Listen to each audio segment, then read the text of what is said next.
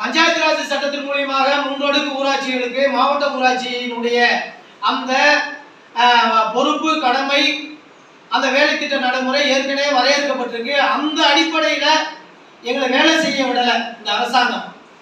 ஏன்னு தெரியல.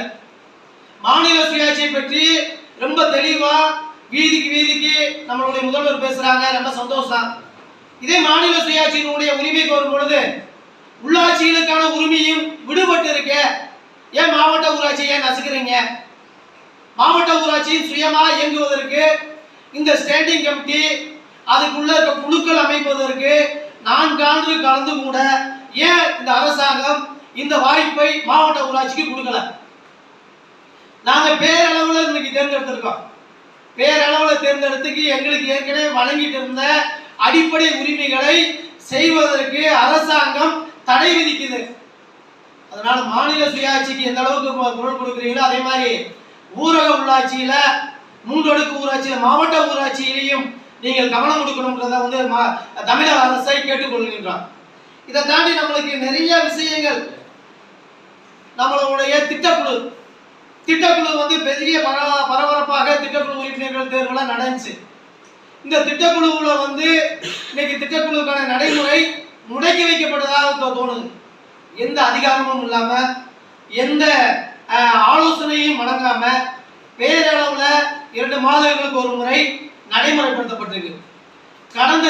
கடந்த திட்டக்குழு கூட்டத்துல நம்ம மாவட்டம் விவசாய மாவட்டம் நெல்லெல்லாம் கருது பறிச்சு அறுவடை சீசன் வந்துருச்சு. அதனால இந்த அரசு மூலியமா அந்த பெக்யூர்மெண்ட் கொள்முதல் நிலையத்தை முன்கூட்டியே திறக்கணும் அப்படின்றதெல்லாம் கடந்த கூட்டத்தில் சொன்னா மாவட்ட ஆட்சித்தலைவர் அவங்கள நம்மளுடைய சேர்மன் அவங்கள அடுத்ததுல ஆலோசனை பண்ணணும்னு சொல்லி சம்பந்தப்பட்ட துறைக்கு அறிவுறுத்தி இருந்தாங்க.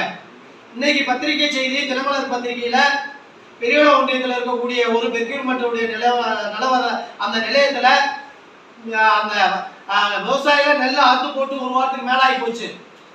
மிஷின் இல்லாத காரணத்தினால அறுவடை செய்யாம விவசாய பூரா அப்படியே நெல்மணிகள்லாம் அந்த வயல்வெளியிலே கொட்டி எடுக்கக்கூடிய சூழ்நிலை இருக்கு.